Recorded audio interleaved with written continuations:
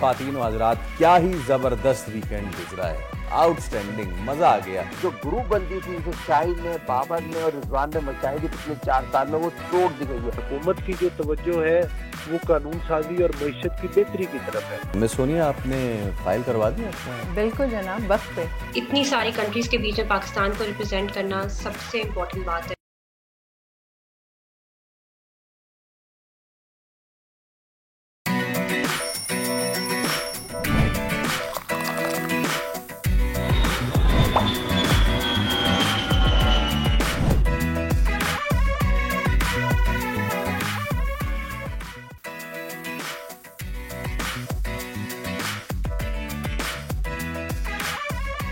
अस्सलाम वालेकुम, खुश आमदीद। जी आया नो तो खैर आगले भली करे यार। वर्षत के दुनिया बोल है के साथ मैं हूँ सोनिया सुंदस और मैं हूँ सैयद फैसल करीम। आप देख रहे हैं दुनिया बोल है।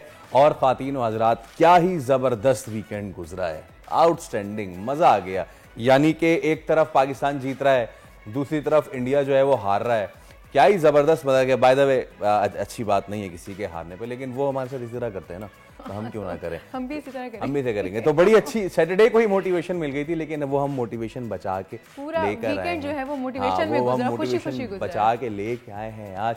और स्टार्ट करते हैं आज की इस अच्छी बात के साथ कि भाई जरूरी नहीं आपकी जिंदगी में कुछ बड़ा हो, जरूरी यह है कि आप बस कुछ ना कुछ करते रहें। बिल्कुल ऐसा ही, और आपकी लगन और मेहनत इस काम को खुद ब खुद बड़ा बना देगी। और इसी पैगाम के साथ नजर डालते हैं बड़ी खबर पर। Mohammad Rizwan white ball cricket team में कौमी टीम के नए कप्तान की तकर्री के साथ ही पुराने खिलाड़ियों की भी वापसी। बाबर आजम, नसीम शाह, शाहीन शाह अफरीदी ने ऑस्ट्रेलिया के खिलाफ स्क्वाड में जगह बना ली। कौमी टीम को नई बुलंदियों पर ले जाना अब नए कप्तान की होगी जिम्मेदारी।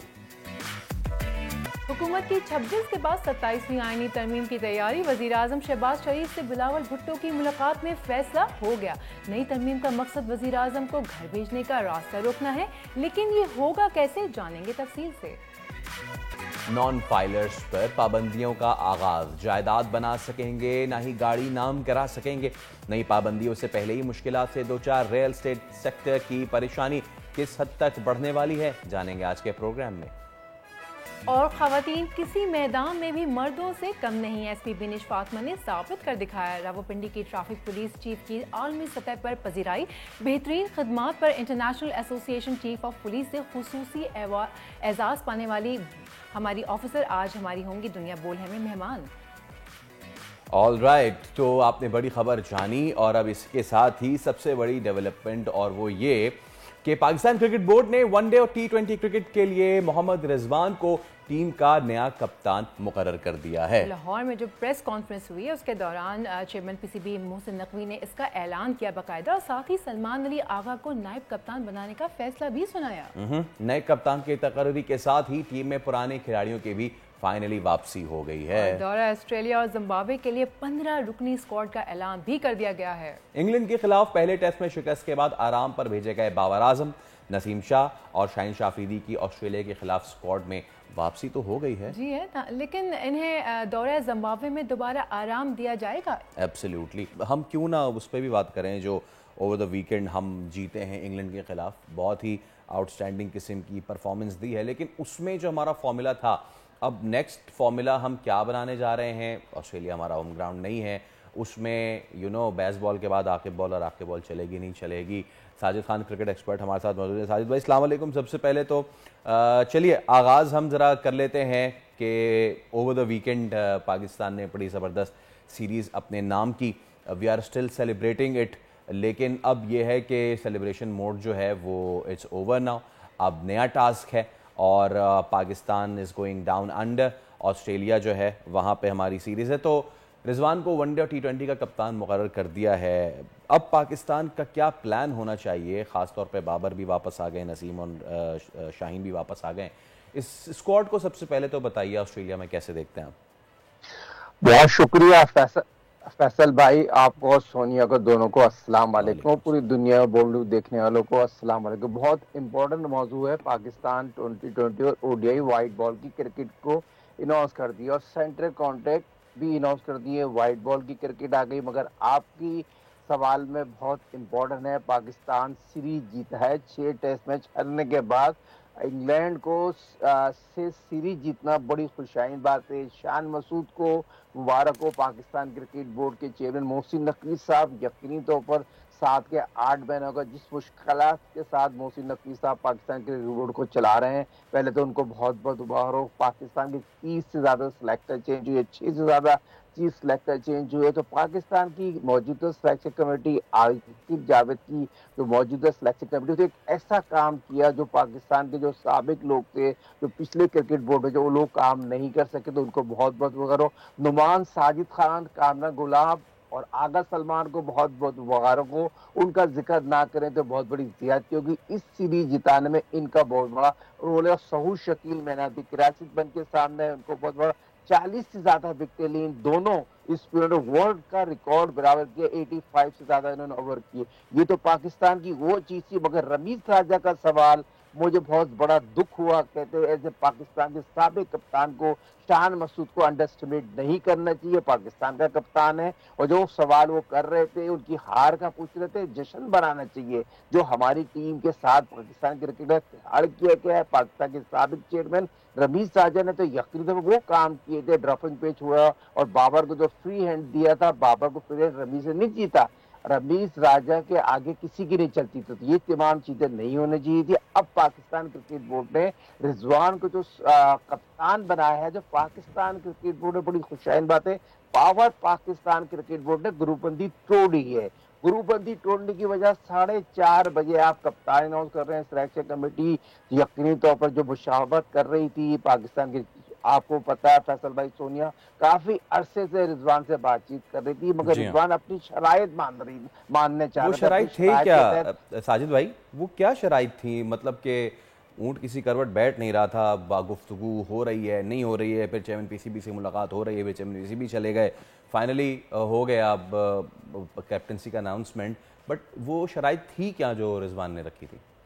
बहुत इंपॉर्टेंट सवाल है। 11 रुकनी जो टीम अनाउंस करूंगा उसमें मेरी इनपुट होगी और मेरी मर्जी से 11 रुकनी टीम अनाउंस नहीं होकर पाकिस्तान क्रिकेट बोर्ड ने बता दिया। मौजूदा चीफ सिलेक्टर आकिब जावेद बड़े असर पावर ने बताया 11 रुकनी जो टीम होगी हम ही बताएंगे जो आपको खिलानी है। मगर जो ग्रुप बंदी थी जिसे शाहीन ने, बाबर ने और रिजवान ने मचाई थी पिछले 4 साल में, वो तोड़ दी गई है। और दोस्ती निभाई है बाबर ने और रिजवान ने दोस्ती निभाई है। बाबर जो यकीनी तौर पर जो मेरे अपने जराए बताते हैं, बाबर तो 2020 की टीम ने बाबर को आपने कैसे सिलेक्ट कर लिया। मौजूदा आकिब जावेद ये कहते थे बाबर को आउट नहीं करो, 20 ओवर पूरे खिलाओ। और दूसरी चीज ये चीज बनाने की जरूरत थी, तो बाबर को लाने में रिजवान का बड़ा अहम रोल था। मगर बाबर को जो सेंटर कॉन्टेक्ट दिया है वो ज्यादा की है। शाइन को सेंटर कॉन्टेक्ट एक कैटेगरी में देनी चाहिए। बाबर ने कौन से एशिया कप दिखाया, बाबर ने कौन सा वर्ल्ड कप जिताया, जब खराब कर दी है, जब शाइन को बी कैटेगरी दे सकते हैं तो बाबर को सेंटर कॉन्टेक्ट बी कैटेगरी। मगर ये रिजवान ने उनसे बनवाया और तमाम बात थी पाकिस्तान क्रिकेट बोर्ड की, रिजवान मान गया। जो आगा सलमान की जो तस्वीर फैसल भाई और सोनिया आपने देखी थी और यही स्थिति आप नहीं मानेंगे, हमारे पास बैकअप मौजूद है, आगा सलमान को कप्तान बना देंगे। तो ये तमाम चीजें जिसकी वजह से पाकिस्तान क्रिकेट टीम इतनी लेट हुआ कप्तानी अनाउंस में। और बाबर यकीनी तौर पर रिजवान के कहने पर, ठीक है बाबर की जो कारकर्दगी थी वो एक सवाल निशान छोड़ के जा रहा, मगर रिजवान जो चाह रहे थे वो नहीं माना। मगर क्रिकेट बोर्ड की जीत हुई है और नौजवान खिलाड़ी को मौका दिया गया है और सेंटर कॉन्टेक्ट पे बहुत ज्यादा इंपॉर्टेंट थी और सेंटर कॉन्टेक्ट की लड़ाई थी ना। जी बिल्कुल साजिद साहब, लेकिन सिलेक्टर्स ने दोनों दौरों में डोमेस्टिक क्रिकेट परफॉर्मेंस को भी स्क्वाड में शामिल किया है। इनकी तादाद कितनी है और ये बच्चे कौन सी अकेडमीज में, थोड़ा सा इसके ऊपर भी बात करें।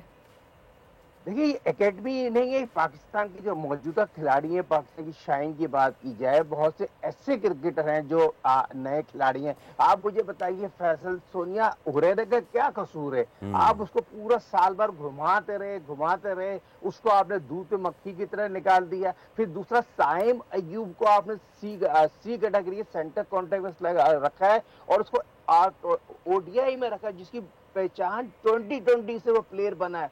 और जैसे शोहरत हासिल की है 2020 में, उसको आपने 2020 में रखा, ओडीआई में रखा। फिर आप सऊद शकील जो मैन ऑफ द क्राइसिस था उसको आपने पिक नहीं किया। दूसरा मैरिट का कत्ल किया शान मसूद के साथ, जो ऑस्ट्रेलिया का मशहूर जो सबसे मुश्किल टूर होता है, वहां आपने पिक नहीं किया। नौजवान खिलाड़ी जरूर अच्छे आए, इसमें ये जरूरी नहीं है। फिर आप मुझे बताइए जो आप पाकिस्तान कप कराने का फायदा क्या था?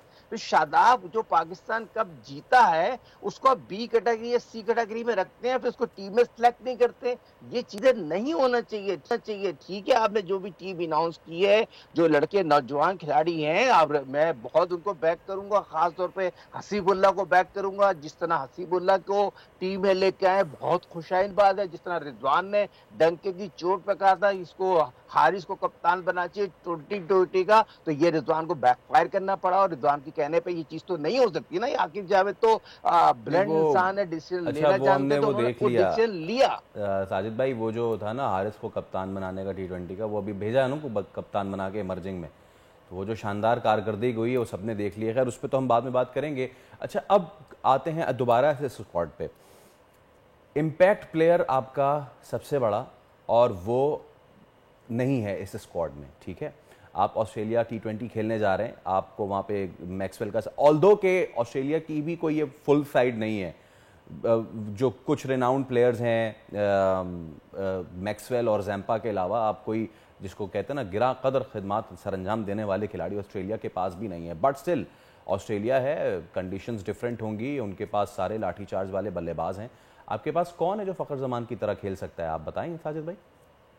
कोई भी नहीं है। फकर का कसूर किया है, उसने एक सीओ के सामने बात की, और सीओ के सामने उसने बात करी, उसको आपने शोकास नोटिस दे दिया। शोकास नोटिस इसलिए दे दिया, उसने एक चेयरमैन साहब से बोला सर मुझे वहां से इसने वेस्ट इंडीज से बुला लिया, और बोला मेरा फिटनेस टेस्ट ले लो, फिटनेस टेस्ट नहीं लिया गया। उसके बाद उसने बात कर दी, और उसने ये बात की, क्या गलत की या सही की, बाबर करे ना बात उसके लिए, बाबर करे ट्वीट। फकर के साथ नाइंसाफी हुई है, बाबर साफ चुपके से फोन कर देंगे, ट्वीट नहीं करेंगे। ये चीज ज्यादती है, फकर डिजर्व करता था, और फकर क्वालिटी ओपनर है, दिलर वाला प्लेयर है। पाकिस्तान की वर्ल्ड में जब वर्ल्ड कप हुआ था, एक वाहिद प्लेयर था 2023 में जो फकर, जिसने पाकिस्तान को ऊपर लेके आया, सेंचुरी बनाई, मगर फकर के साथ ज्यादती की गई है। कहा जा रहा है कि वो ट्वीट का तो इशू था ही, प्रेस कॉन्फ्रेंस तो आपने भी सुनी होगी, ट्वीट का तो इशू था, लेकिन वो इतना बड़ा इशू नहीं बना।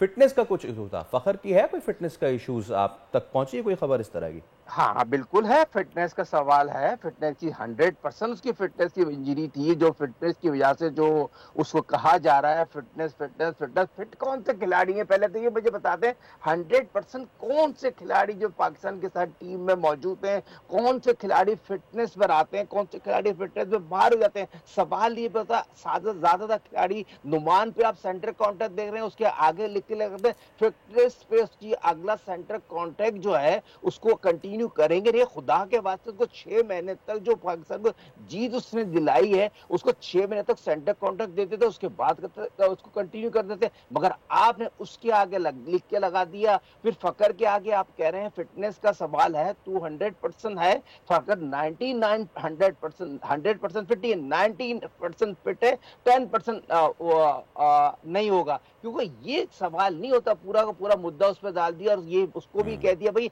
आप इस पे काम करेंगे, आपको ये बोलना पड़ेगा मैं 100% फिट नहीं हूं। तो मेरे तो जरा ये बता रहे हैं, इनका क्रिकेट बोर्ड मुझे बता दे, पाकिस्तान क्रिकेट बोर्ड किस पे फिटनेस टेस्ट लेता है? कौन सा फिटनेस खिलाड़ी? जब आप किस ड्यूरिंग द टेस्ट मैच आप नुमान को, जाहिद को, साजिद को फिटनेस पे बाहर कर देते हैं, फिर लोगों का शोर होता है, मीडिया का शोर होता है, फिर उनको लाके खिला देते हैं, फिर पाकिस्तान जीत की तरफ चले जाता है। ये गलत तरीकाकार है, ये गलत है। जो गलत है वो गलत है। 100% नसीम शाह भी यकीनी तौर पर 100% फिट नहीं था, बाबर फिट नहीं था, रिजवान फिटनेस टेस्ट में फेल हुआ है, मगर वो पाकिस्तान टीम की जरूरत थी, उसको आपने कंटिन्यू रखा। तो ये सिर्फ ऐसे लोगों को टारगेट बना दिया गया है जो बुलंद बोलते हैं, और उसको बोल भी दिया। आपने अपने मौकफ पे कायम रहना है, आपने ये कहना है आप 90% फिट है, 10% फिट नहीं है। मेरे को देखते हैं, क्योंकि अब पाकिस्तान का अगला इम्तिहान जो बढ़ाने जा रहा है। बहुत शुक्रिया साजिद खान हमारे साथ मौजूद है। पाकिस्तान का अगला इम्तिहान बहुत ही कड़ा है, ऑस्ट्रेलिया के खिलाफ हम T20 और ODI सीरीज खेल होंगे, तो लेट्स सी व्हाट हैपेंस। कि उम्मीद पे दुनिया कायम है, अच्छी उम्मीद रखनी चाहिए, कुछ भी हो सकता है। और इसी के साथ ब्रेक का भी वक्त हो चुका है, लेते हैं एक छोटी सी ब्रेक के बाद वापस आते हैं और प्रोग्राम को आगे बढ़ाते हैं।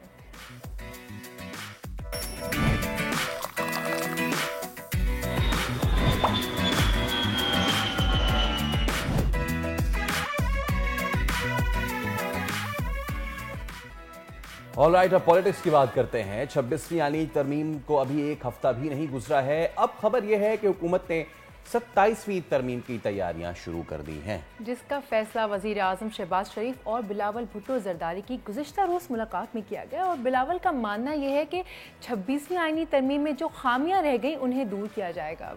जब मकसद खामियां ही दूर करना है या फिर कहानी कुछ और है, ये तो वक्त के साथ साथ सामने आएगा। अलबत्ता बैकडोर मुलाकातों का सिलसिला जो है वो फिर से शुरू हो गया। बिल्कुल ऐसे ही। इतवार का पूरा दिन नवाज लीगी और PPP जो वफद की जमीयत उलमा इस्लाम से मुज़ाकरात का जो सिलसिला था वो जारी रहा और बिलावल ने पार्लियामेंट को मुतहरिक करने के लिए मीटिंग्स भी की हैं। दूसरी तरफ नवाज लीग के सियासी मुखालफिन अब ये ताने दे रहे हैं कि नवाज शरीफ जस्टिस काजी फायज ईसा के रिटायर होते ही पाकिस्तान से क्यों चले गए। चलिए इसी पे बात कर लेते हैं। रहनुमा मुस्लिम लीग नून अली गौहर हमारे साथ मौजूद हैं। अस्सलाम वालेकुम अली गौहर साहब।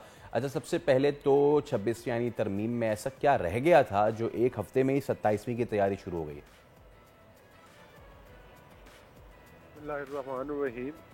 देखिए, बुनियादी तौर पर तो बात ये है कि ये पार्लिमान का काम है कि वो कानून साजी भी करे और आइन में तरामीम भी करे।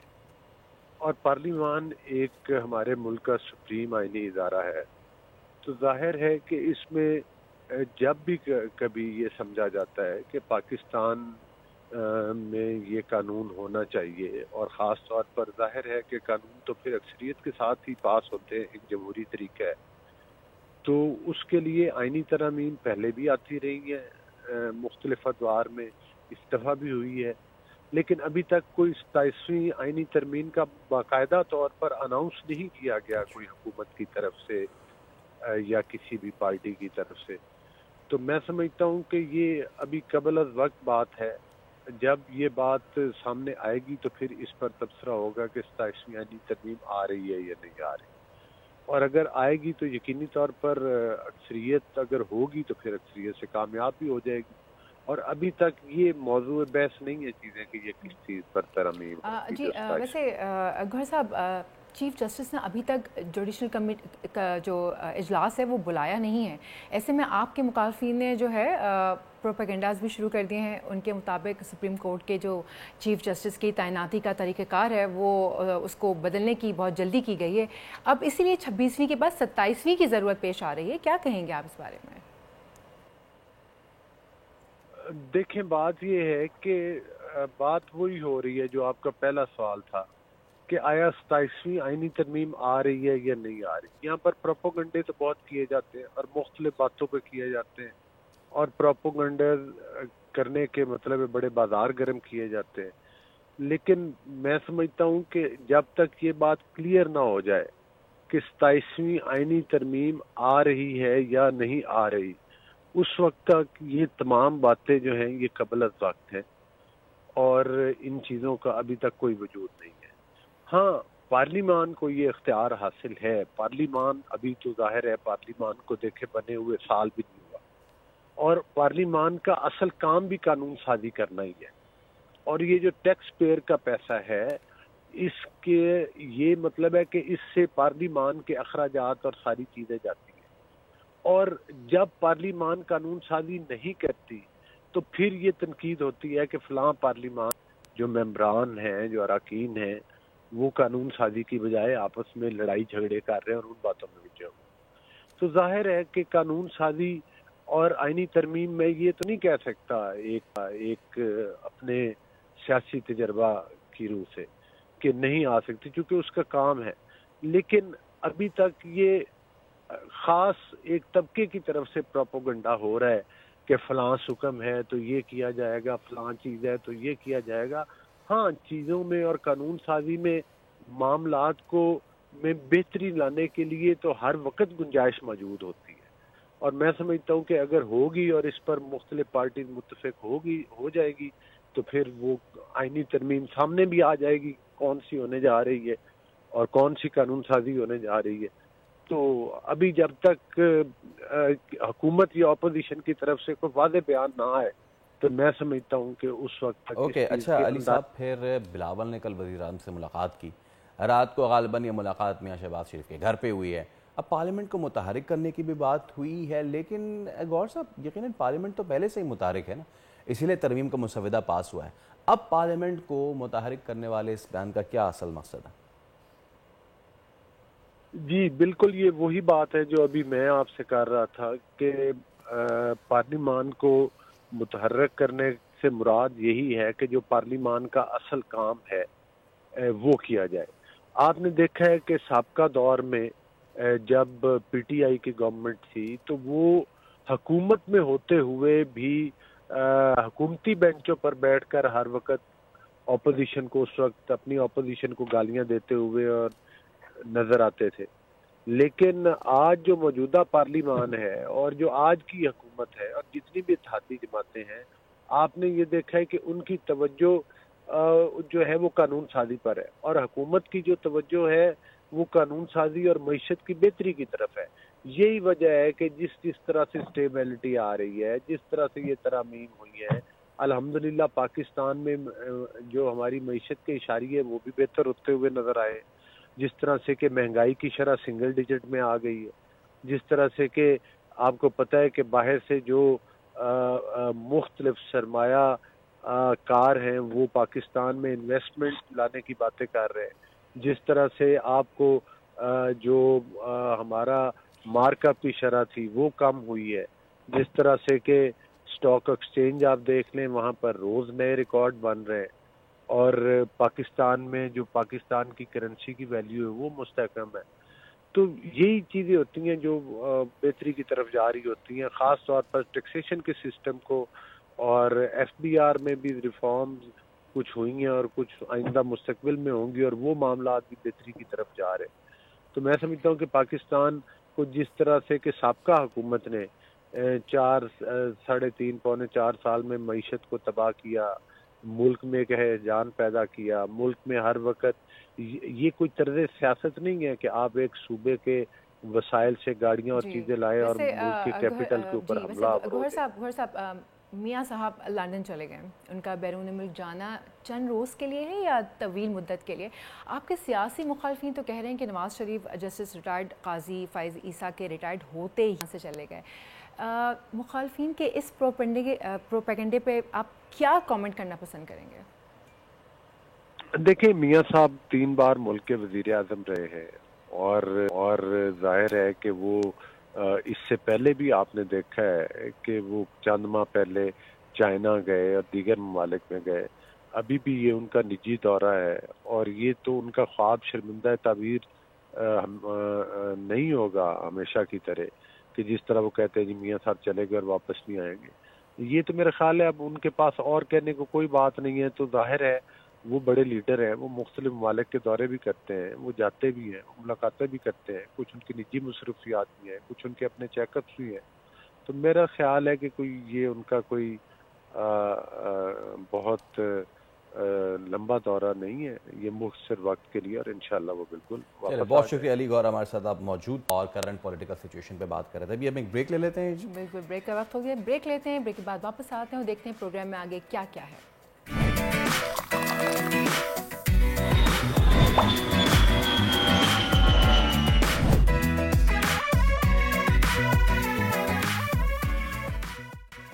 Welcome back. मिस सोनिया, आपने फाइल करवा दिया अपना? बिल्कुल जनाब, वक्त पे।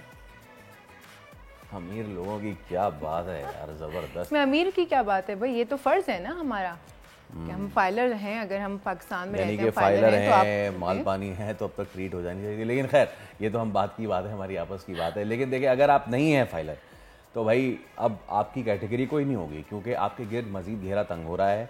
होगा क्या, गाड़ियों और जायदाद की ख़रीदारी आपके लिए नामुमकिन हो जाएगी, क्योंकि पाकिस्तान के वफाकी वज़ीर ख़जाना मोहम्मद औरंगज़ेब ने 2 टोक कह दिया है। बिल्कुल, और 2 टोक कह दिया है कि पाकिस्तान में नॉन फाइलर्स अब गाड़ियों और जायदादों की खरीद नहीं कर सकेंगे। और वो इन दिनों अमेरिका में मौजूद हैं और वहीं से उन्होंने नॉन फाइलर्स पर नई पाबंदियों पर ऐलान किया है। और बज़ाहिर तो टैक्स नेट बढ़ाने के लिए फैसला दुरुस्त दिखाई दे रहा है।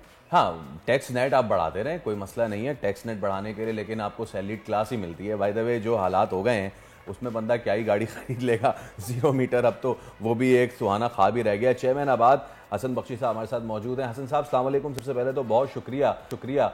ऑलरेडी बहुत सारे सेक्टर्स हमारे अंडर प्रेशर हैं, उसमें सैलरी क्लास, हमारा तो रोना धोना अलग है ही। अब रियल एस्टेट सेक्टर में सर बताइए कि क्या सिचुएशन है, क्योंकि टैक्स ना देने पर जो है वो इस तरह की चीज़ें सामने आ रही हैं कि अब वो प्रॉपर्टी नहीं खरीद सकेगा, या फिर वो अगर वो ट्रांसफ़र करता है तो वो भी नहीं हो सकेगा। इस सब को कैसे देखते हैं आप?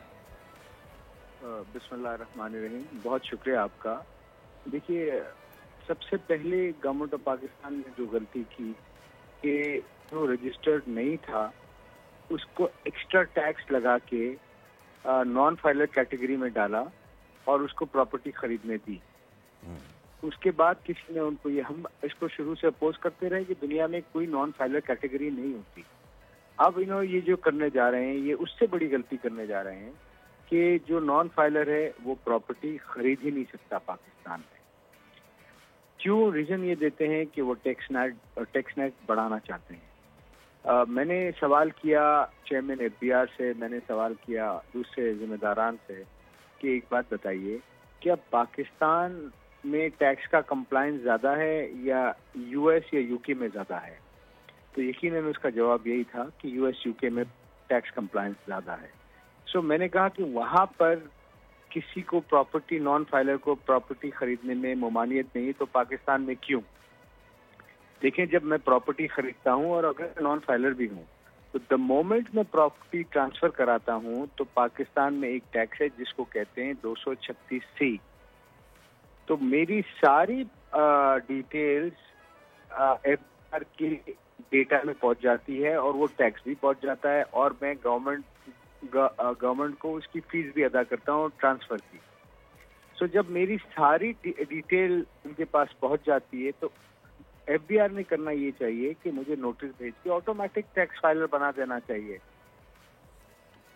तो एफबीआर अपनी डेटा माइनिंग करने के लिए तैयार नहीं है और इस किस्म की नई और नई कदरन लगा रही है, जिससे ना सिर्फ इकोनॉमिक एक्टिविटी हर्ट होगी, बल्कि एक चीज दूसरी होगी कि जो वो लोग जो टैक्स नेट में नहीं है वो अपनी रकूम या डॉलर में रखेंगे या गोल्ड की सूरत में रखेंगे या वो बैरूने मुल्क सरमायाकारी करेंगे।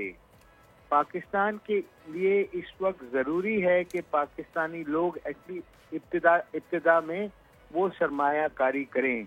जब पाकिस्तानी लोग सरमायाकारी करेंगे तो कोई बैरूने मुल्क से यहाँ सरमायाकारी करने आएगा। सो हमने हुकूमत को और चेयरमैन एफबीआर को, फाइनेंस मिनिस्टर को ये रिक्वेस्ट की है कि इस प्रपोजल को दोबारा रिविजिट करें। ये हमारे ख्याल में एक और गलत इकदाम करने जा रही है हुकूमत पाकिस्तान। मेरा उनसे ये सवाल भी ये था कि दुनिया का और कोई मुल्क तो बता दें, और कोई मुल्क बताएं, You're spot on, दुनिया का और कोई मुल्क बता दें। Yes, you're spot on। अच्छा, एक मेरा ज़िम्नी सवाल लीजिएगा, वो ये कि जब हम टैक्स कलेक्शन की बात करते हैं, बिल्कुल ठीक है कि हम सब अंडर प्रेशर है मुख्तलिफ सेक्टर्स, लेकिन एक प्रॉब्लम ये है, और वो ये है कि हमारे मुल्क में टैक्स इवेजन है उसकी तादाद बहुत ज़्यादा है। अब उसमें आप टोबैको सेक्टर ले आएँ, उसमें आप दीगर सेक्टर्स ले आएँ, there are so many sectors के जो टैक्स इवेड करते आए हैं, उसमें इंडस्ट्रीज़ भी हैं, बहुत सारी चीज़ें हैं।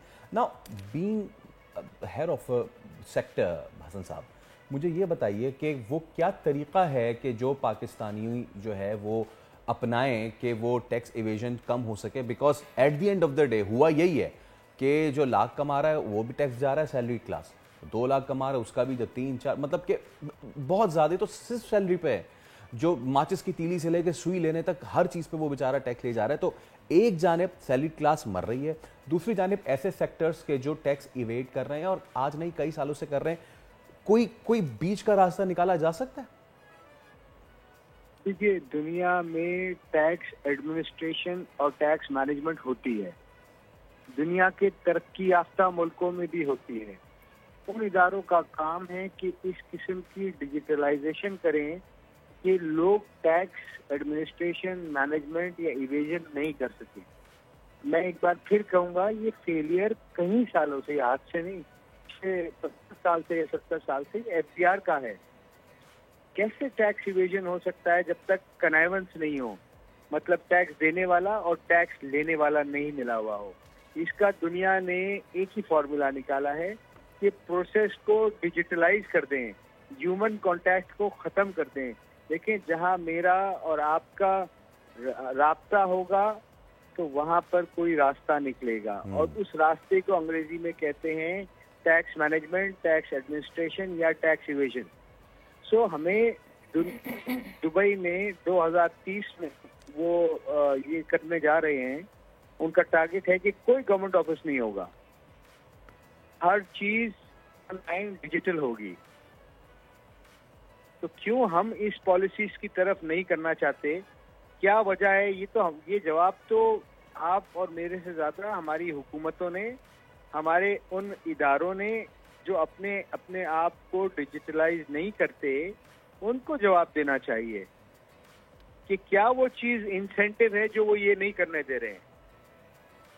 और आप समझते हैं असद साहब, क्योंकि वहाँ बस वक्त की महदूद है, लेकिन मैं चाहूँगा इस पर आपका ज़रूर टेक लें। आप कह रहे हैं कि ह्यूमन कांटेक्ट खत्म करें, डिजिटलाइजेशन की तरफ जाएं, बट यू नो कि इससे पिछली गवर्नमेंट में जब कोशिश की गई थी कराची के जो होलसेल सेक्टर है कि उसको इस टैक्स नेट में लाया जाए, आपको पता है क्या हुआ होगा। ताली दोनों हाथों से बजती है, इसमें कहीं ना कहीं हम सेक्टर्स भी इसमें कसूरवार हैं सर। देखिए, मैं एक बात बताऊँ, पहले मोबाइल पाकिस्तान में आते थे बाहर से स्मगल होके, या लोग बाहर से लाते थे और वो उसको ऑन करके यूज करते थे। गवर्नमेंट ने आईफोन पे तकरीबन 1.5 लाख रुपए अब ड्यूटी लगा दी। अब मोबाइल ऑन होता है और 2 महीने चलता है, और अगर आप वो ड्यूटी नहीं दें तो बंद हो जाता है। अब हर आदमी को चाहे ना चाहे वो टैक्स देना पड़ रहा है अगर उसको लोकल सिम पे वो मोबाइल चलाना है। तो क्या हुआ? सिस्टम इंट्रोड्यूस हुआ। सिस्टम, देखिए, दुनिया सिस्टम पे चल रही है, और हम, मेरे ख्याल में, we are going to stone age, जहां हमारा इंटरनेट भी आज नहीं चल रहा है प्रॉपर। आई थिंक आपने आखिर में बिल्कुल बुल्सआई जो हिट कर दिया है। Thank you so much. Chairman आबाद हमारे साथ मौजूद हसन बख्शी साहब। और टैक्स जो है वो इजाफा तो किया जा रहा है, लेकिन उसका तरीका कार क्या है और किस तरीके से किया जाएगा, this is one important question. अब वक्त हो जाता है एक ब्रेक का। ब्रेक के बाद वापस आते हैं। Let's take a break.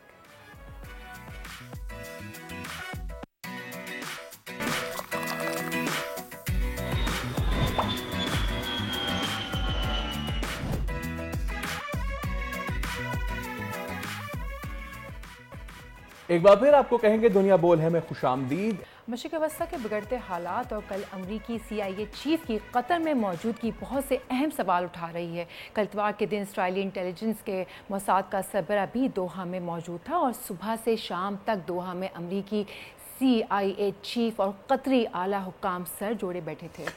बताया गया था कि शायद हमास से मुज़ाकरात का इम्कान है, लेकिन हमास ने तो इसे रद्द कर दिया है। दूसरी जानिब जो इस वक्त डेवलपमेंट हो रही है, और आयतुल्लाह ख़ामनेई ने भी ट्वीट किया है, but that tweet is in Hebrew, और ये बहुत ही ज़्यादा मायने खेज़ है। अब साथ ही साथ अमरीकी इलेक्शंस अब बस बिल्कुल सामने ही मौजूद हैं, और उसके जब हो जाएंगे इलेक्शंस तो उसके बाद क्या रेपरकशंस होंगे, इस सब पे हम बात कर लेते हैं। हमारे साथ मौजूद हैं बैनुल-अक़वामी उमूर की माहिर डॉक्टर हुमा बक़ाई साहिबा। डॉक्टर साहब अस्सलाम वालेकुम, good morning, thank you so much for your time. Doctor साहबा, हमने देखा कि बताया गया कि जी शायद मुज़ाकरात होने जा रहे हैं, बट हमास ने कहा कि जी ऐसे कोई मुज़ाकरात नहीं है। क्या करना चाह रही है इस वक्त ये जो क़यादत है मोसाद की और अमेरिका की? तमाम तर लीडरशिप को रिमूव करके वो उनको घुटनों पे लाके मुज़ाकरात करवाएगी, और आपको लगता है कि ऐसा कुछ होगा? देखिए जी, सिचुएशन तो बहुत प्रिकेरियस है, और एक ऐसा कॉन्फ्लिक्ट जो स्टेट और नॉन स्टेट एक्टर के बीच में शुरू हुआ था, उस कॉन्फ्लिक्ट को 7 अक्टूबर पे कहा गया कि हमास की प्रोवोकेशन थी या हमास ने उसकी शुरुआत की, लेकिन फिर 7 अक्टूबर की आड़ लेकर जो टॉक्सिक सिकनिंग एस्केलेशन इजराइल ने इस कॉन्फ्लिक्ट की कि अब रीजनल वॉर की बात हो रही है। और इजराइल नेगोशिएशंस की भी बात करता है, बातचीत की भी बात करता है, but at the same time वो ज़मीन पर जो यूज़ ऑफ फोर्स है उसको तवातुर के साथ बढ़ा रहा है। तो ना तो गज़ा पे अटैक्स रुकें, अब ज़ाहिर है लेबनान पे भी हो रहे हैं, और अब 3 दफ़ा की कोशिश के बाद उसने ईरान को डायरेक्टली इस जंग में घसीट लिया है। तो जो सबसे ख़तरनाक बात है इस वक्त वो ये है कि जंग अब 2 रियासतों के बीच में है, यानी कि इजराइल और ईरान के बीच में। और इजराइल की इस वक्त ये कोशिश है कि जैसे मैंने पहले कहा कि 7 अक्टूबर की आड़ लेकर वो जो पूरा एक्सेस ऑफ रेजिस्टेंस है मिडल ईस्ट में, जिसमें हमास, हिजबुल्लाह, हुतीज और फिर जिसको वो सरचश्मा समझता है इन तमाम चीज़ों का ईरान है, उसको वो वंस एंड फॉर ऑल उसकी कैपेसिटी टू रेजिस्ट इजराइल ख़त्म कर दे। मेरा ख्याल है ये ऑब्जेक्टिव है और इस ऑब्जेक्टिव में उसको पुष्ट बनाई भी हासिल है और वो बहुत क्लेवरली खेल रहा है कि जो विंडो है अंटिल अमेरिकन इलेक्शंस हैपन, क्योंकि जब इलेक्शंस आ जाएंगे, वाइट हाउस में स्टेबिलिटी आ जाएगी तो इजराइल पे प्रेशर बढ़ेगा। तो इस विंडो का फ़ायदा उठाते हुए वो इस वक्त वो तवातुर के साथ कॉन्फ्लिक्ट को एस्केलेट कर रहा है। बातचीत में इजराइल को फिल वक्त कोई इंटरेस्ट नहीं है। ऐसे हमा साहिबा, इतवार की सुबह आयतुल्ला खामनाई के ऑफिशियल ट्विटर अकाउंट से एक पोस्ट होती है जिसमें इब्रानी ज़बान का इस्तेमाल होता है और लिखा जाता है बिस्मिल्लाहिर्रहमानिर्रहीम। मतलब क्या समझती हैं आप कि ईरान कुछ करने जा रहा है? ये ट्वीट हरगिज़ मामूली तो थी नहीं। देखिए, ईरान हार्ड पोस्चरिंग कर रहा है और जो मकाले लिखे जा रहे हैं उसमें ये कहा जा रहा है कि जो सबसे ख़तरनाक बात होती है जब जंग हो वो होती है अनप्रिडिक्टेबिलिटी ऑफ रिस्पॉन्स। तो अब ईरान की प्रिडिक्टेबिलिटी ऑफ रिस्पॉन्स ख़त्म हो गया है। ईरान अब तक स्ट्रैटेजिक रिस्ट्रेंट का मुजाहरा कर रहा था और उसने एक दफ़ा बिल्कुल ओपनली ये बात भी आके कही कि हमें अमेरिका से अश्योरेंस दी गई थी कि इस दौर की एस्केलेशन नहीं होगी, लेकिन अमेरिका इजराइल को नहीं रोक पाया। That is the problem. जो यूनाइटेड नेशंस आज डाइल्यूट हो गया है, जो वर्ल्ड ऑर्डर तबाह हो गया है, जो यूएन की रेजोल्यूशंस और आर्टिकल्स की धज्जियां उड़ गई हैं, उसकी बेसिक वजह ये है कि यूनाइटेड नेशंस को जो सपोर्ट होती है मॉनेटरीली वो होती है अमेरिका से, और अमेरिका की पुष्टपनाही से इजराइल ये सब कुछ कर पाता है। मैं आपसे गुजारिश करूं, मुझे नहीं पता आप लोगों में से कितनों ने ये स्टोरी फॉलो की है, बताइए। इंडिया में जो हिंदुत्व है उसने इजरायली फ्लैग्स उठाकर मुसलमानों पर हमला किया है पिछले हफ्ते, और उसको वो मतलब वो जो इंडिया जैसी कंट्री है वो जो ऑपरेशन करता है, जो अक़लियतों के साथ ज़्यादती करता है, मुसलमानों के साथ ज़्यादती करता है, कश्मीर में जो कुछ कर रहा है वो इंस्पायर होता है जो कुछ इजराइल कर रहा है उससे। और इजराइल को जो अमेरिकन पुष्तनाई हासिल है, अमेरिका शायद एक्सपेक्ट करता है कि वो पुष्तनाई उसे भी हासिल हो जाएगी। तो जो दुनिया में सैनिटी थी, ऑर्डर था, लॉ था, रूल ऑफ लॉ था, वो मिडल ईस्टर्न कॉन्फ्लिक्ट ने ख़त्म कर दिया। जो सबसे बड़ा नुकसान है वो तो ये हुआ है। ईरान के हवाले से देखिए कि बहुत लोग ये प्रेडिक्ट कर रहे हैं कि अब nuclearization of the middle east हो जाएगी, क्योंकि ईरान भी न्यूक्लियर पावर बनने की तरफ जा सकता है। अब कोई चीज़ उसे बांधती नहीं है कि वो हिस्सा बना रहे उन ट्रीटीज का जो उसको न्यूक्लियराइज होने से रोकती थी। एब्सोल्युटली, हाँ, वो सिर्फ और जब ईरान न्यूक्लियराइज होगा तो ये कैटेगोरिकली सऊदी अरबिया कह चुका है कि if Iran goes nuclear, Saudi Arabia will go nuclear. तो जो इस वक्त मिडल ईस्ट में हो रहा है, इसकी जो लॉन्ग टर्म रिपरकशंस है वो इंतहाई खतरनाक है। आपने बिल्कुल सही पॉइंट किया कि जो इसराइल करता है उसका मॉडल लेके ही तो फिर जो हिंदुत्व पॉलिसी है, चाहे वो कश्मीर में कश्मीरियों की जो आबादी है उसको कम करना, वही जैसे इसराइल ने गज़ा पट्टी में किया उसी तरह वहाँ भी यही हो रहा था। लेकिन आपने एक बात यूज़ की कि regional war, do you think ma'am के ये रीजनल वॉर तक महदूद रहेगी एंड खुदा ना खास्ता it's not going to erupt into something global?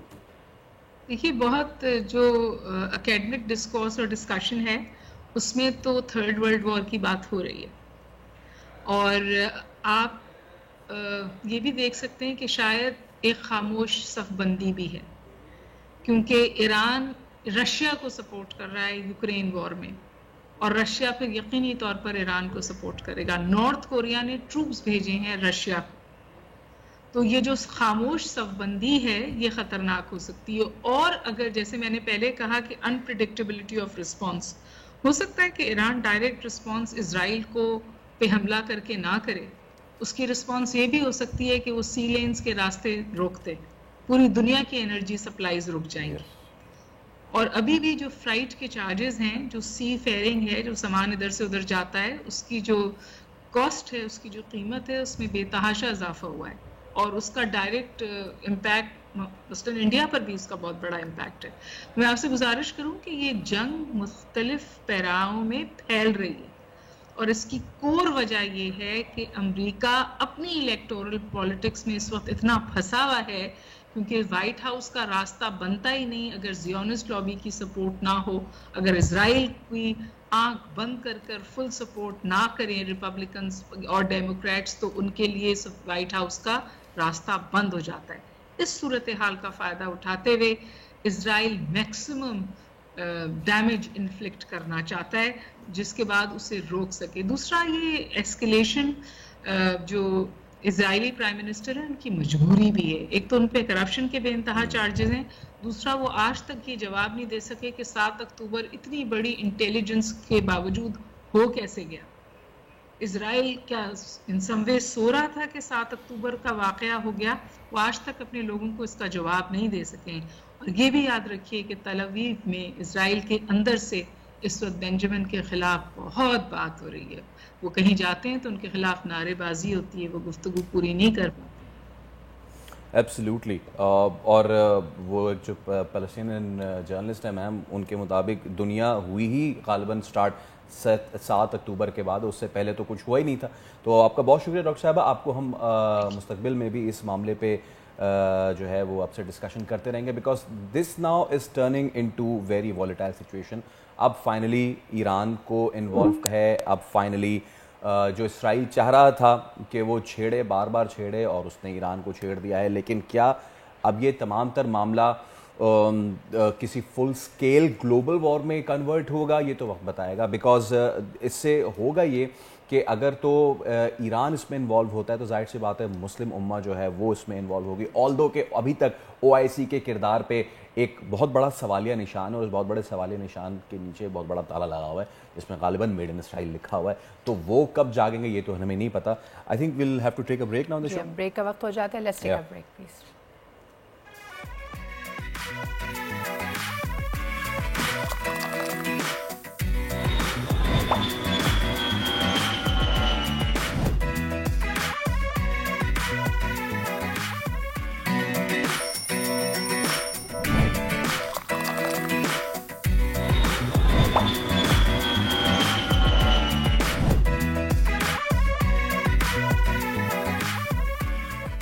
आप देख रहे हैं दुनिया बोले। पंजाब बिलखुसूस बिलउमूम लाहौर, वहाँ पे सिचुएशन इतनी ज़्यादा ख़राब है कि दिल्ली से जो एयर क्वालिटी इंडेक्स है वो 2 गुना ज़्यादा ख़राब है। अब ऐसा क्यों है, तदारुक के लिए क्या किया जा रहा है, बात करेंगे। सेक्रेटरी एनवायरनमेंट पंजाब जहांगीर अनवर साहब हमारे साथ मौजूद है। जहांगीर साहब अस्सलाम वालेकुम, गुड मॉर्निंग। आपको बहुत शुक्रिया आपके वक्त का। करंटली इस वक्त हमने देखी लाहौर में सिचुएशन, आज सुबह में एयर क्वालिटी इंडेक्स इंतहाई ख़राब था, दुनिया के आलूदा तरीन शहरों में सर फहरिस्त। अब इसमें रीज़न क्या है सर, ज़रा ये बताएंगे। पिछले 8 दिनों में ये तीसरी दफ़ा हमारा जो एयर क्वालिटी इंडेक्स है ये बहुत ही बुरी तरह मुतासर हुआ है। लास्ट मंडे ये इट हिट 500, फिर उसके बाद कल संडे को इट क्रॉस 700 AQI, और अब ये इस वक्त भी जैसे आपके कॉरेस्पॉन्डेंट ने भी बताया कि 500 से ज़ायद है।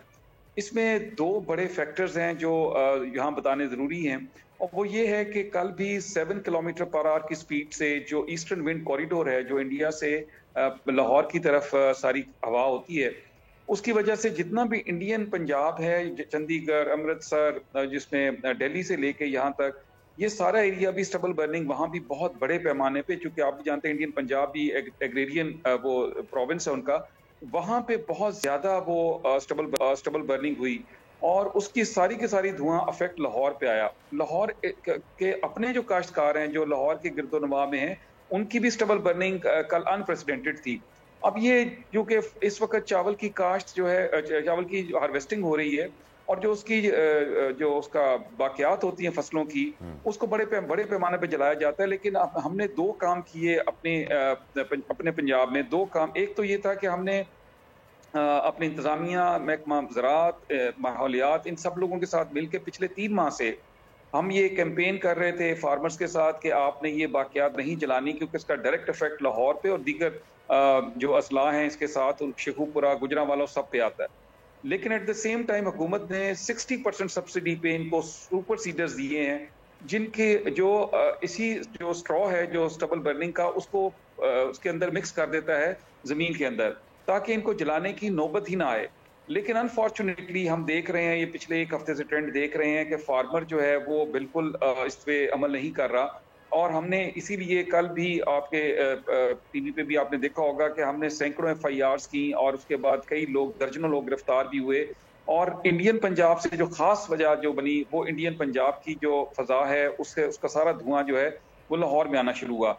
अब इसके अलावा जो लाहौर के अंदर की सूरत हाल है उसमें हमने लाहौर के गिरदुनमा में भट्टा जात बहुत बड़ी तादाद में, तो लाहौर में बहुत ज्यादा कंस्ट्रक्शन हो रही है, तो 1200 के करीब भट्टा जात हैं, उसमें से भी हमने कुछ 250 के करीब गिराए हैं पिछले चंद हफ्तों में, जो नॉन कंप्लायंट थे, जो जिगजैग टेक्नोलॉजी पे नहीं थे और कार्बन एमिट कर रहे थे। इसी तरह लाहौर शहर के अंदर 6800 इंडस्ट्री है और उसमें भी 66 इंडस्ट्रीज डिमोलिश की गई जो नॉन कंप्लायंट थी। गाड़ियों के हवाले से अभी इस कैबिनेट पंजाब काबीना ने ये अप्रूवल दी है कि जो भी नॉन कंप्लायंट गाड़ी या बाइक हो उसको क्लैंप करें, उसको रोकें, इंपाउंड करें, उसको चलने भी ना दें, चालान तो एक तरफ रहा, उसको चलने भी ना दें। डेली बेसिस पे मुख्तलिफ एक्शंस लिए जा रहे हैं हुकूमत की तरफ से, लेकिन इसमें सबसे बड़ा रोल शहरियों का अपना है, क्योंकि लाहौर के अंदर 45 लाख मोटरसाइकिल चलते हैं, 4.5 मिलियन। अब ये बाइक्स वो हैं जो धुआं देते हैं। शहरियों को अपने बाइक्स फिक्स करने चाहिए, कूड़े को आग नहीं लगानी चाहिए। अब 1.5 करोड़ की आबादी है, जहां पे लोगों को जब तक हुकूमती इक़दामात का साथ नहीं देंगे हम इससे स्मॉग से जान नहीं छुड़ा सकते। अच्छा जहांगीर साहब, एक चीज़ और ये कि जाहिर सी बात है कि ओवरनाइट रेवोल्यूशन तो जाहिर सी बात है नहीं आ सकता। आपने खुद बताया 45 लाख बाइक्स हैं, अब 45 के 45 लाख ई पे वो नहीं कन्वर्ट कर सकते, और ना ही आप ओवरनाइट जो है वो लोगों में शऊर दे सकते हैं। ये तो हमने बड़ी मेहनत से हम ये कौम बनाई है कि जो बात नहीं मानते। बट कुछ चीज़ें जो हमें पहले से पता चल जाती हैं कि जिस तरह अब भारत में सिर्फ धान की फसल नहीं बल्कि उनका जो मजहबी त्यौहार है उसमें भी जिस तरह की सेलिब्रेशन और वो धुआं सारा वो विंड इस तरफ हो जाती है, तो फिर सबसे ज़्यादा हम अफेक्ट होते हैं। इसका देर पा सोल्यूशन, क्योंकि अब हर साल ये चीज़ हो रही है, हर साल हमारा माहौल ख़राब होता जा रहा है। आपने किसानों को भी पाबंदी की है, लेकिन जाहिर सी बात है ये अभी शुरू हुआ है, अगले 2-3 महीने मज़ीद रहेगा। ये लॉन्ग टर्म सोल्यूशंस क्या हैं इसके सर? एक तो लेट मी एडमिट दिस के म्यूजिक टू माय ईयर्स, आपने जो ये बात की ये बिल्कुल आप बड़े देर बाद किसी मीडिया पर्सन से इस तरह की बात सुनने को मिली। ये बेसिकली बिल्कुल इसी तरह हमें करना पड़ेगा अवेयरनेस के हवाले से। मैं थोड़ा सा आपकी नाजरीन को ये बताता चलूं कि ये जो स्मॉग वाला इशू है ये दुनिया ने फेस किया है जी। 60-70s में लंदन स्मॉग, अभी तक लोग जो लिटरेचर के लोग हैं या जिनको थोड़ा बहुत हिस्ट्री से तल्लक है या एनवायरनमेंट से, तो उनको पता है कि लंदन, लक्समबर्ग, यूरोप के बहुत सारे ममालिक जहाँ पे ये स्मॉग ने अपना डेरा जमाए रखा और 15 से 20 साल लगे उनको अपनी चीजों को फिक्स करके अपना ठीक करते हुए। रीसेंट एग्जांपल चाइना की है। आपको याद होगा 2009 में ओलंपिक्स हुए, उसमें पूरे का पूरा चाइना को शट डाउन करना पड़ा ताकि वो ओलंपिक्स करवा सकें। और ये उन्होंने 15 साल 20 साल की मेहनत से, एंड दे स्पेंड $400 बिलियन ताकि अपनी चीजों को ठीक किया जा सके, इसको स्मॉग से बचा जा सके। अभी भी उनके बहुत सारे जगह शहर जो ऐसे हैं जहां पे स्मॉग है। लेकिन हैविंग सेड दैट, ये मैं आपको अर्ज करूं कि इस दफा हुकूमत पंजाब ने, पहले हम ये करते थे कि अक्टूबर, नवंबर, दिसंबर, जनवरी, ये जो मंथ से इसमें स्मॉग मैनेजमेंट का एक प्लान आता था कि तमाम जो सूबाई इदारे थे वो मुतहरिक हो जाते थे और जनवरी में जो ही खत्म होती थी लोग अपने अपने कामों में दोबारा निकल जाते थे। अब ये सूरत हाल हुकूमत ने इस दफा अप्रैल से ऑनवर्ड एक होल गवर्नमेंट अप्रोच के साथ, जिसमें ट्रांसपोर्ट सेक्टर है, जिसमें एनर्जी सेक्टर है, जिसमें एग्रीकल्चर है, जिसमें लोकल गवर्नमेंट है, इवन सेफ सिटी कैमरास को भी इसमें इस्तेमाल किया जा रहा है। इसके अलावा इसके जो ट्रैफिक पुलिस है, लोकल पुलिस है, डिस्ट्रिक्ट एडमिनिस्ट्रेशन, ये एक होल गवर्नमेंट अप्रोच के साथ तमाम महकमे जो मिलकर काम करने की कोशिश कर रहे हैं। आपने जैसे बिल्कुल दुरुस्त फरमाया कि इसके लॉन्ग टर्म कोई हमारे पास स्ट्रेटजीज क्या हैं। एक तो मैं आपको बताऊं, इसमें जैसे मैंने एग्रीकल्चर की बात की थोड़ी देर पहले, इसमें जैसे सुपर सीडर की बात की कि गवर्नमेंट ने 60% सब्सिडी पे, इसकी कीमत 17-18 लाख रुपया है और हुकूमत ने 10 लाख रुपया हुकूमत दे रही है और बाकी काश्तकार को देना है, ताकि वो एक ये मैकेनाइजेशन है। दूसरी चीज जो है, हमें 2 इंटरनेशनल कंपनीज ने अप्रोच किया है और वो $750 मिलियन की इन्वेस्टमेंट आ रही है, जो इसी स्टबल से जो रेजिड्यू है क्रॉप का, उसी से वो बायोफ्यूल बनाएंगे, जैसे एथेनॉल टाइप ये चीजें जो बनेंगी इससे, और वो इंशाल्लाह आपको नजर आएगा वो अगले साल में ऑन ग्राउंड होंगी, वो कमीशन हो जाएंगी ये टेक्नोलॉजी। इसी तरह जब हम ट्रांसपोर्ट की बात करते हैं तो हुकूमत पंजाब ने एक बहुत बड़ा फैसला लिया है और इस साल भी हमें दर्जनों इलेक्ट्रिक बसेस, क्योंकि बड़ा शहर है, मास ट्रांजिट के यहाँ पे सिस्टम मौजूद हैं, लेकिन वो सारे गैसोलीन पे हैं, तो उसको भी शिफ्ट किया जा रहा है इन फेज मैनर इलेक्ट्रिक बसेस पे। और इसी तरह ये जो बाइक्स हमने देनी शुरू की हुई है, इलेक्ट्रिक बाइक्स 20,000 से शुरू हुआ है इलेक्ट्रिक बाइक्स का कल्चर लाना। ये आहिस्ता आहिस्ता इन चीजों पे हमें जाना पड़ेगा। और ग्रीन कवर सबसे इंपॉर्टेंट। लाहौर जो है तकरीबन 1757 किलोमीटर स्क्वायर किलोमीटर का शहर है, जिसपे ग्रीन कवर तकरीबन 30% होना चाहिए। अनफॉर्चुनेटली वो 4% से भी कम है। और इस पे भी पूरी तरह अब हुकूमत का फोकस है कि हमने लाहौर के अंदर ग्रीन कवर को ज्यादा से ज्यादा बढ़ाना है। और आप जैसे कह रहे हैं, जैसे हमारी जिस भट्टा जात है, जाहिर है हमने अपनी कंस्ट्रक्शन इंडस्ट्री को हर्ट नहीं करना, लेकिन हमने इनको जिगजैग टेक्नोलॉजी के साथ साथ इनको पूरी तरह हमने लोन देने शुरू किए हुए हैं। स्मॉल इंडस्ट्रीज को हमने उनको एमिशन कंट्रोल सिस्टम लगाने के लिए लोन आसान, बिल्कुल इंटरेस्ट फ्री लोन दे रहे हैं, ताकि वो अपने उस पर शिफ्ट हों। और ये चीजें जब तक हम पूरी की पूरी, सबसे इंपॉर्टेंट, जब तक शहरी इसको आपको पता है कि इस दफा भी कॉन्स्टिट्यूशन में अमेंडमेंट होगी, अपना फंडामेंटल राइट है सबका, और ये हमने शहरियों को जब तक साथ नहीं मिलाना, ये एक लॉन्ग टर्म बिहेवियरल चेंज की एक कम्युनिकेशन स्ट्रेटजी लानी पड़ेगी। आप जैसे माशाल्लाह जो जर्नलिस्ट है, एंकर्स है, अभी आपके 4 सेंटेंस से एक बहुत इंपॉर्टेंट बात सामने आई है कि शहरियों को सबसे पहले खुद अपने आप को ठीक करना पड़ेगा। जिस बाइक पे वो बच्चों को स्कूल छोड़ने जा रहे हैं, वो धुआं सारा बच्चों के अंदर जा रहा है। और आपको मैं बताता चलूं, पूरी दुनिया में 70 लाख लोग सालाना फजाई आलूदगी की वजह से डेथ होती है उनकी, और पाकिस्तान में 2.5 लाख के करीब लोग हैं जो सालाना मरते हैं। जितना कैंसर है हमारा, लंग्स कैंसर है, रेस्पिरेटरी डिजीजेज हैं, एस्मा है, ये सारा इसी वजह से है।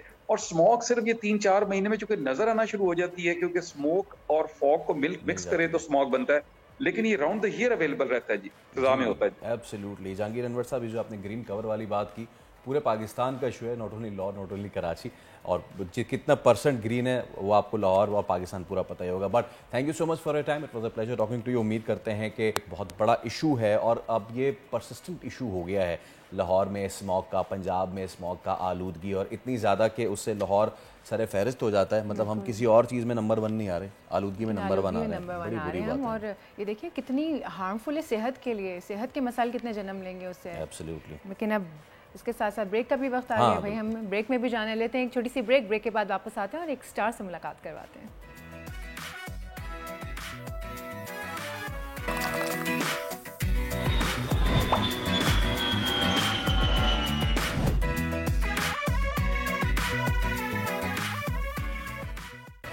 Welcome back. पाकिस्तान में ख़वातीन किसी भी शोबे में मर्दों से पीछे नहीं, इसकी ताज़ा तरीन मिसाल SP बिनिश फातिमा है। रावलपिंडी की ट्रैफिक पुलिस चीफ के जो फ़राइज़ वो अंजाम दे रही हैं, और इनकी परफॉर्मेंस इतनी ज़बरदस्त रही कि इनकी परफॉर्मेंस के चर्चे बोस्टन तक जा पहुँचे, जहाँ international association chief of police की जानिब से इन्हें खुसूसी एजाज़ से नवाजा गया। International association chiefs of police हर साल महकमे में शानदार कारकर्दगी दिखाने वाले अफसरान की इस तरीके से पजीराई करती है, इस एजाज़ से नवाजती है, और ये एजाज़ इस बार SP बिनिश फातिमा के हिस्से में आया है। तो SP बिनिश फातिमा से आपकी मुलाकात कराते हैं। अस्सलाम वालेकुम बिनिश, सबसे पहले तो बहुत शुक्रिया आपके कीमती वक्त का। इतना ज़बरदस्त आलमी अवार्ड मिलना, इसके बाद क्या जज्बात हैं, और ग्लोबली पाकिस्तान की नुमाइंदगी करने का एक्सपीरियंस कैसा रहा आपका? अस्सलाम वालेकुम, thank you so much for inviting me.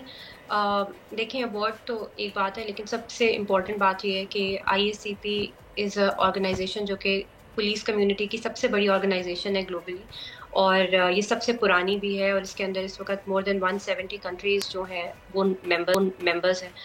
इतनी सारी कंट्रीज़ के बीच में पाकिस्तान को रिप्रेजेंट करना सबसे इम्पोर्टेंट बात है मेरे लिए, और to be able to win an award at a stage जहाँ पर 170 कंट्रीज़ आपको देख रही हूँ, आपके काम को देख रही हूँ, तो और वहाँ पे पाकिस्तान का नाम लिया जाए, पाकिस्तान का फ्लैग वहाँ पर हो, इससे बड़ी ऑनर की कोई बात। तो आई फील वेरी लकी कि अल्लाह ताला ने मुझे ये अपॉर्चुनिटी दी कि I was able to represent my country at such a level. जी, वैसे IACP की बात करें तो आपने बताया 170 ममालिक को रिप्रेजेंट कर रहे होते हैं, देख रहे होते हैं ना, तो पुलिस ऑफिसर ऐसे अपनी करियर के बेस्ट केसेस वहाँ भिजवाते हैं, जो कि हमने सुना है कि 40 साल से जो कम उम्र होते हैं, और उनका फिर इसमें सिलेक्शन होता है। तो आपने वहाँ अपने कौन कौन से केसेस भिजवाए थे? इसमें एक पूरी वो आपकी प्रोफाइल मांगते हैं कि what are the contributions that you have done to police as a department, और फिर आपसे वो पूछते हैं कि आपने क्या क्या काम किया, टीम को किस तरह से लीड किया, आपका स्किल डेवलपमेंट लेवल क्या है, कौन सी चीज़ें हैं पुलिस वर्क के अंदर जो आप कर सकते हैं, whether they are related to operations, whether they are related to administration, whether they are related to investigations, वो सब चीज़ें मैंने भिजवाई। सिमिलरली फिर आपकी केस प्रोफाइल पूछते हैं कि आपने अपने करियर के अंदर किस तरह के केसेस ट्रेस किए, क्या आपका वर्किंग रेशियोज क्या थी, कितने आपने पीओस पकड़े, कितने आपने केसेस ट्रेस किए, उनमें से हीनस नेचर के कितने थे। तो वो पूरी प्रोफाइल मैंने उनको भिजवाई, जो कि starting from my first posting up till now.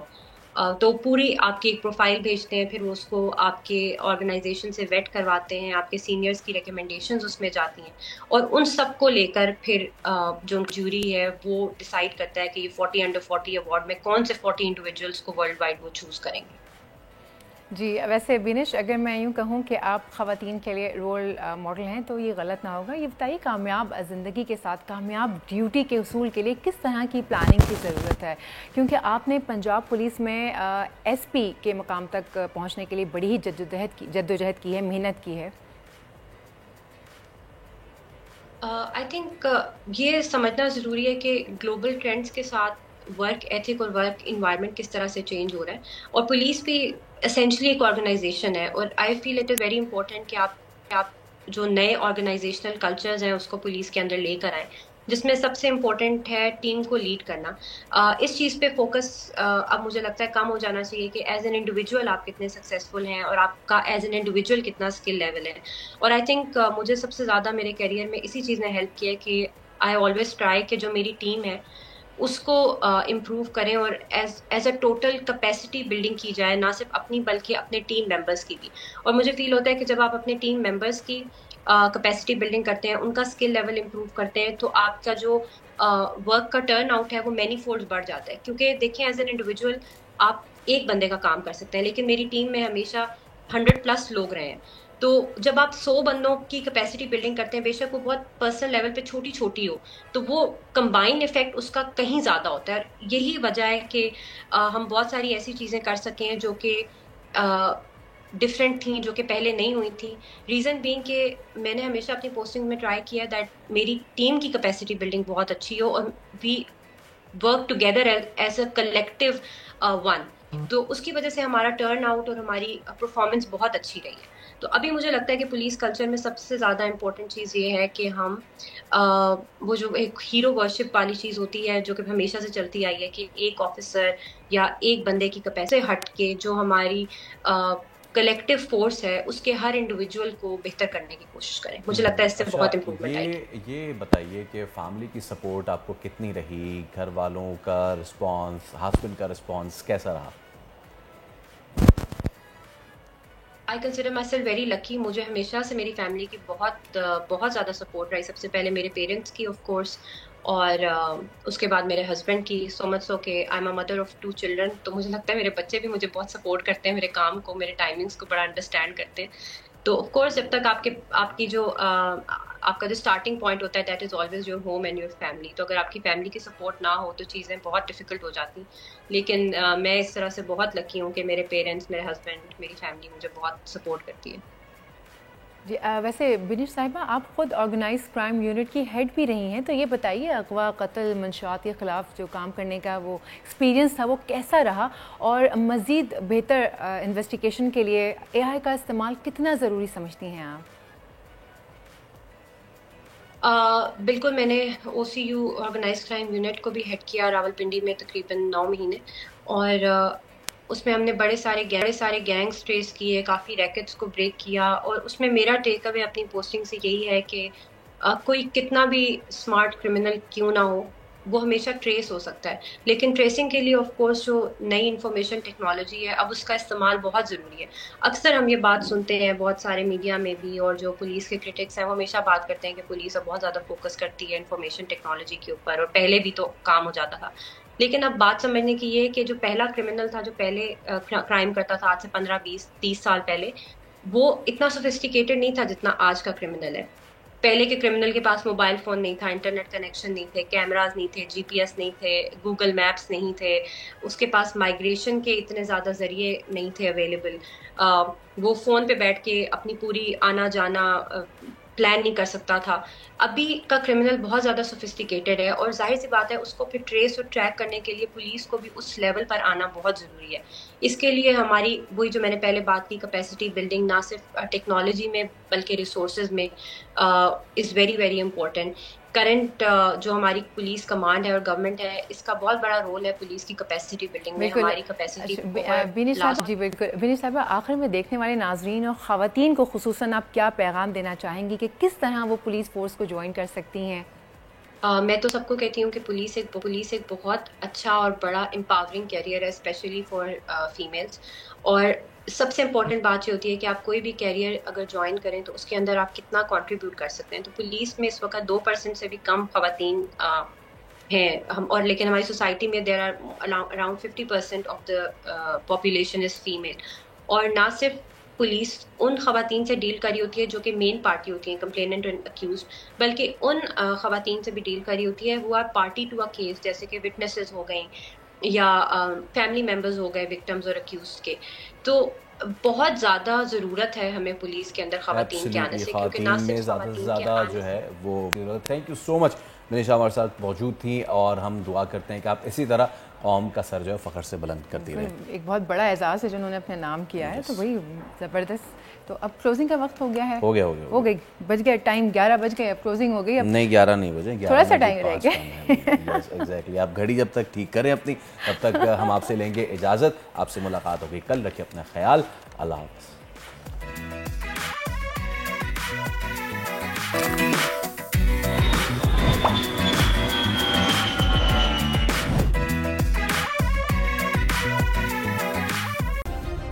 Subscribe करें और बेल दबाएं ताकि कोई खबर रह न जाए।